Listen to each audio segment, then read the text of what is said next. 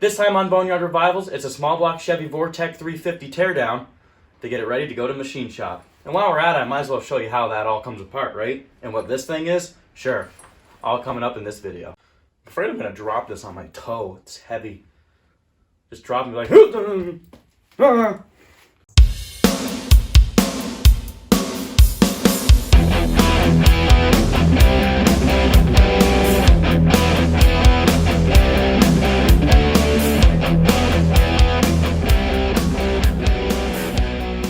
What do we have here? Must be some hooligans. Hey, wanna go for a ride in my square body? Yeah.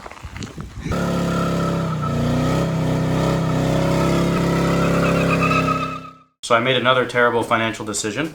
And when I say terrible financial decision, I traded a transfer case for a Vortec small block 350.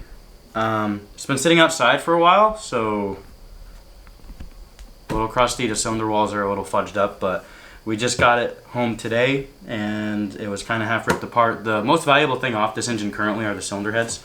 The Vortec cylinder heads were the better cylinder heads for the small block Chevys, but if the engine's good, might as well do something with it, right? So how many bets are we taking that this is a 4-bolt main?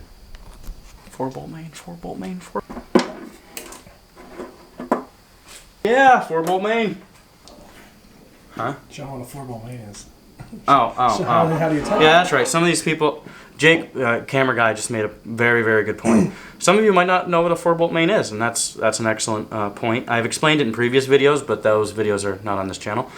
So let me go ahead and explain what a 4-bolt main is. 4-bolt main is referring to the amount of bolts that hold in the caps for the main rod bearings. Or the main bearings, excuse me. So basically, when you look down, these are going to be your main caps. Basically, these hold the crank into the block. The reason why it's called a 4-bolt main is because there's 1, 2, 3, 4 bolts identifying it as a 4-bolt main. A 2-bolt main is only going to have 2 main bolts that go in instead of the 4. The 4, the reason why they're more desirable is because they're stronger. There is a trick that you can do to make the 2-bolt mains stronger, but that requires sending it to a machine shop. So if you're just trying to do an at-home build like we're trying to do, 4-bolt main is the way to go when you're trying to use stock components. From what I was told, this is supposed to be a low mileage engine, like 100 to 150,000 miles on it, which is not bad. Oh, is most of it making it in the bucket? Sure. Seems good. We just won't talk about that. Ah, you just let that go. That's good for the concrete. It reseals it. Oh, and that reseals it even more. Oops. But yeah, so this is our main concern here. The cylinder walls are pretty, not so yummy. So we got to figure out what we want to do here. Honestly, I truly believe that this block actually might be usable. It's just a matter of how much money I'm willing to sink into it to make it a functional engine block to use. So, worst case scenario, I'll look into seeing how much it would be to get the block cleaned. And if it doesn't cost too much to get it bored 30 over, might bore it 30 over, which is going to mean new pistons at least have to go in it. But if you're going to order pistons, you might as well order up, connecting rods and stuff like that. So that's why we're ripping into this, just to see if it's actually going to be worth our time or not. No foreseeable rust on the bottom end of the cylinder, so if anything, what might have to be done here, depending on how bad these are, honestly, unfortunately, I'm probably gonna have to knock this whole engine apart. Crank has to come out, pistons have to come out. Well, pistons come out first, then crank. Probably gonna pull the cam too, because if I actually end up building this engine, a bigger cam's going in it. So with that being said, basically what we're gonna be doing now is probably be knocking the dang thing apart. Unfortunately, Jake's happy about it. But basically, we're gonna be blowing this engine apart, and I guess we're gonna start pricing out how much it would be to rebuild a Vortec 350. I'm pricing it out because it's gonna cost me money. But so yeah, basically at this point, it's time to tear this engine apart. One thing I did, took some ATF fluid. We're going to do the passenger side of the engine first. Let it soak overnight, try to eat up anything, maybe be able to free up the pistons and the cylinders. And then the next night I'll probably drain this stuff out and then do the other half of the engine. Alright, so it's a new day, and we're here. We have our Vortec 350 on the engine stand. And we're pretty much hopping right back in where we left off the last time we saw you. And I might as well make the announcement now. It's official. We are going to be building this Vortec 350 and returning it to its former glory. With that being said, I already have the cylinder heads at the machine shop, and I made the terrible financial decision of, well, the heads are already there. I guess we're doing the engine too. So I have to strip the engine down the rest of the way, which we're going to be showing you bits and pieces of now.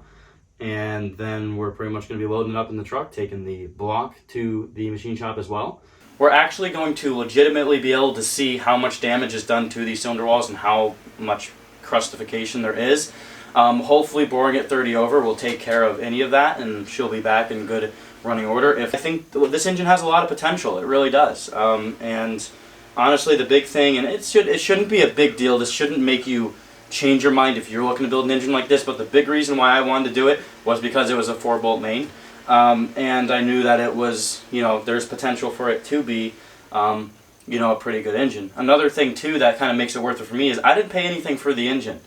So with that being said, I traded a transfer case for it that I didn't need. So with that being said, if we're going to go ahead and, between machine shop costs and everything, and we're actually going to be assembling most of it back together. I think we're at least going to take it back to a long block. So, we're going to knock the pistons out of it today, the cam, the crank, everything. We're going to take basically the bare block there.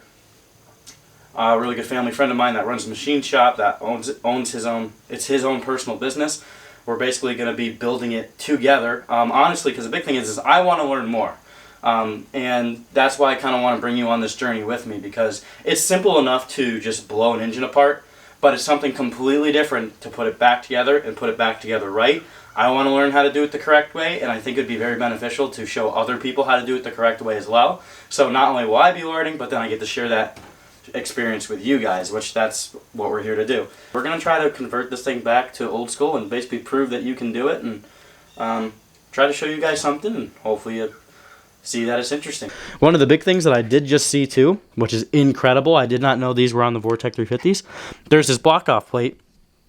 These engines were fuel injected, obviously, and they have these block-off plates because on the original blocks, this is where the mechanical fuel pump would go. And basically the way mechanical fuel pump goes is there's a rod that goes in this hole, and there's a lobe on the camshaft that actually, every time that lobe comes around on the camshaft, so say my my knuckle is a lobe, every time it would come around, it would actually push the rod through this hole here, and there'd be a little, if you ever had a mechanical fuel pump part, there's a little mechanism on the back side of it where there's a little tongue or tab, and basically that rod would push against that tab, and the tab would do this, and that's what actually actuates the fuel pump, basically, and it pumps the fuel. That's why they call it a mechanical fuel pump. Something that we're seeing on this block, which is interesting, I didn't know they did this on the Vortex. That hole goes all the way to the camshaft. If we take an old school cam and put it in, it should have that lobe to be able to drive a mechanical fuel pump, which means we can put a mechanical fuel pump on this Vortec 350 and run it that way, which would be so much nicer, so much more cost effective than having to buy an electronic fuel pump and then a fuel regulator and all that stuff. Because if we build this engine, we're converting it to a carburetor engine. They make a special intake manifold for it, so I'll be probably looking into a bunch of different intake manifolds for it and then throwing a carb on it. So basically what I was explaining before, and I mentioned it before, these are hydraulic roller lifters. Basically what that means is there's this wheel here. This wheel rides on the camshaft, and the reason why it's hydraulic is because there's oil passages in here, and that pumps up the lifter, which actually is what pushes the push rod up through, which then, if we don't have the cylinder heads here currently, but basically the push rod would come up through here, cylinder head would be on the engine, and then your push rod comes up and pushes up against your rocker, which is going to actuate the opening and closing of the valves. These are just a different style. In the old school small block Chevys, they are just hydraulic lifters. They're not rollers. There's not a wheel on the bottom of it that rides on the camshaft. We're going to be converting this, like I said, back to a hydraulic flat tappet cam. So we're going to be using old school lifters, so there's no need to have these in here. Very good. Very good. I'll have that. All these bigger jobs. Oh God. Starting to pull apart piston number 1, and we'll go ahead and look at our rod bearing here. I mean, it's not hashed or scarred or marred or anything, but it is, I can't lie, it is a little bit of a concern. I mean, obviously nothing, you know, abrasive happened there, but you can see there's, you know, there's a little bit of heat in there. Nothing looks catastrophic, at least up to my knowledge. We can get an affirmative answer on that later, but pretty much going to pull that off. Piston number 1's just about ready.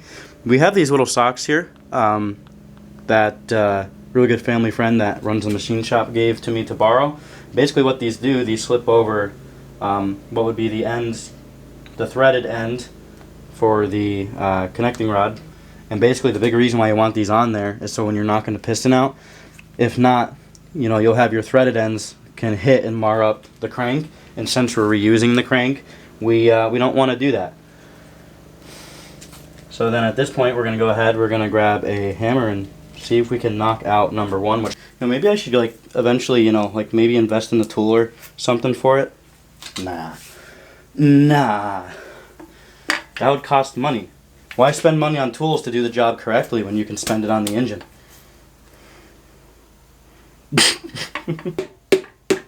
Oh, come on, we're so close. There it goes. Piston number 1 is out. Oof. A little bit of crustification. The rings did their job. Yeah, they actually, these don't look terrible. Alright, well there's number 1. One thing we're going to do too is we're going to make sure that we label these and like lay these out in the order in which they came out. That is a little ugly, I'm not going to lie. I think they will be able to come back around. Maybe. I'm hoping so.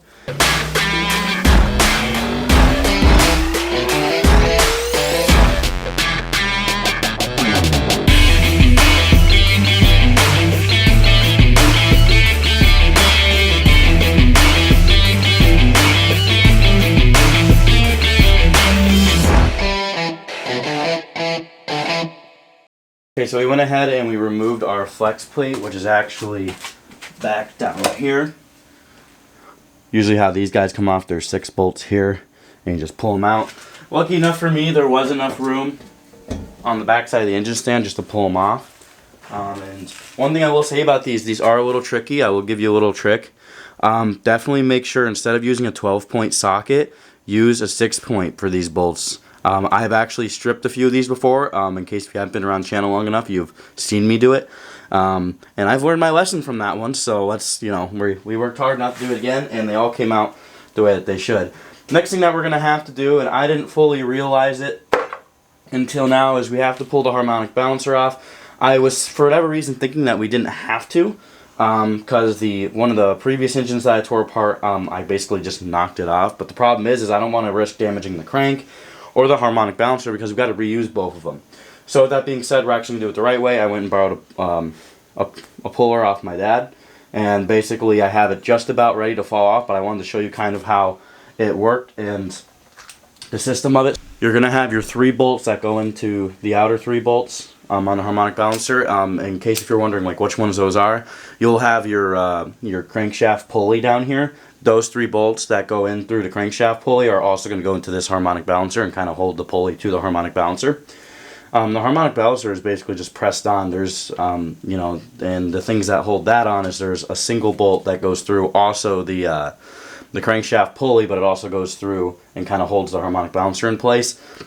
We got this puller. Basically what the puller does is you set your 3 bolts in on top of the harmonic balancer, and then you have this kind of this longer shaft that rides in. And basically what you're doing is you tighten these bolts, and as you take your, you know, your wrench or your ratchet with a socket, you put it on there, and as you're spinning it, you're sending this main rod through the harmonic balancer, and basically it's using the force of the puller to basically pull it away from the crankshaft. One thing I will say I did kind of goof up on a little bit.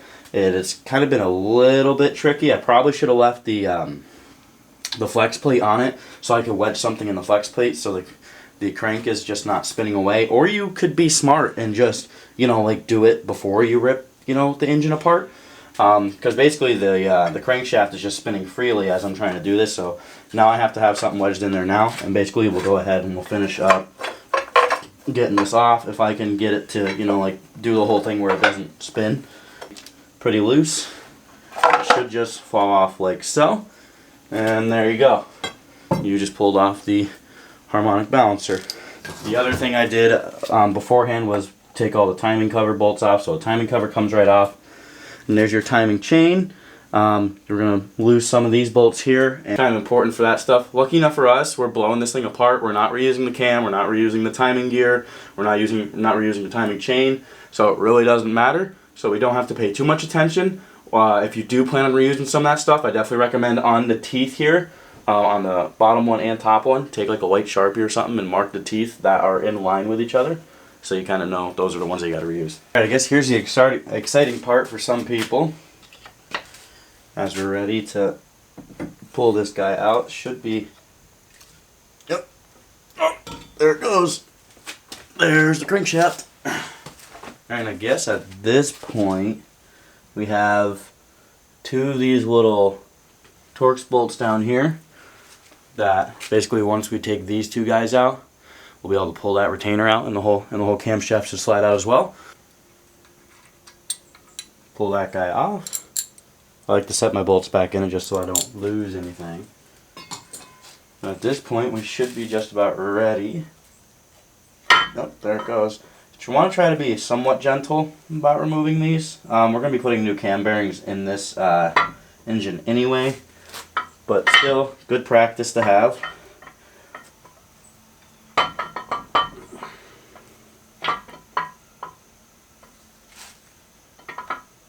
Oh, come on.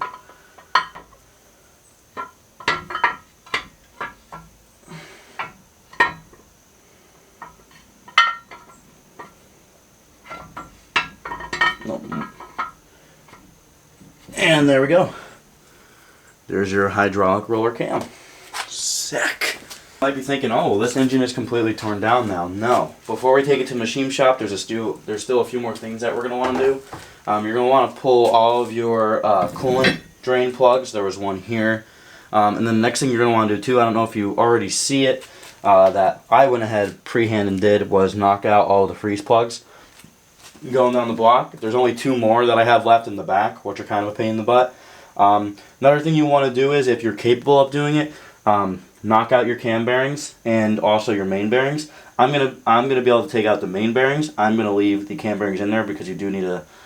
It's recommended that you use a special tool to do it. So I want to, be able to basically. I'm gonna take it to the machine shop, and good family friend's gonna show us how to, actually take them out the proper way.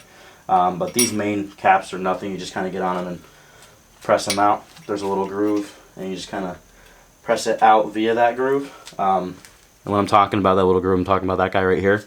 Basically, I'll come bring it in here. So like I was saying before, there's a little groove on these right there. And basically, if you look at your block here, you're going to have a little groove right there. I'm not sure if you can fully see that or not. I'll try to get you right in on top of it to see it. Maybe be a little bit better on this side, but if you look right here and even right here, you see that little groove. Basically what these do is you take this guy and you kind of go ahead and set it in, you push it into that groove, and that's how you kind of lock it in there. So to get them out, it's kind of the opposite, push down on the other end and then just roll it out. Pretty simple. So at this point, we loaded up our Vortec small block Chevy 350 into the back of my square body, and we went ahead and we took it to the machine shop. Next time you see this engine, it'll be in the machine shop where we are going to start working on this. And I'm just going to tell you right now, plans completely 180'd, and you're going to love what we're doing to this engine next. If you have any questions, or if there's anything that I did not explain well enough, or if there's even any information that maybe wasn't perfectly correct that someone else is watching and wants to correct me, by all means, please do. No one's ever perfect. And I just try to present the information to the best of my knowledge to try to educate other people. But I also love being educated too if there's any information that I got wrong. Thank you guys so much for watching as always. Do appreciate the love and the support. And we will see you next time on Boneyard Revivals.